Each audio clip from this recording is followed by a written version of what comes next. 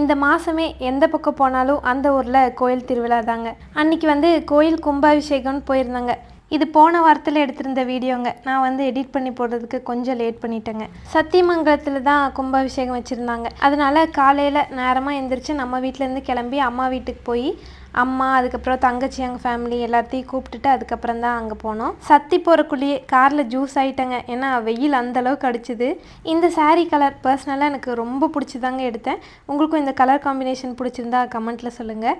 இந்த ப்ளவுஸ்க்கும் நானே தான் ஒர்க் பண்ணியிருந்தேங்க. அதை ஸ்டெப் பை ஸ்டெப்பாக எப்படி பண்ணணும் அப்படிங்கிறத வந்து டீட்டெயிலாக நெக்ஸ்ட் வீடியோவில் ஷேர் பண்ணியிருக்கேங்க.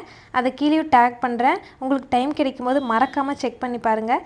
ஏன் சொல்கிறேன்னா இந்த ப்ளவுஸ் வந்து ஆரி ஒர்க்குக்கே டஃப் கொடுக்குற மாதிரி இன்விசிபிள் செயினோட பெண்டன்ஸ் யூஸ் பண்ணி ஒர்க் பண்ணியிருக்கேங்க. யூனிக்காகவும் இருந்துச்சு, ரொம்ப கிராண்டாகவும் இருந்தது.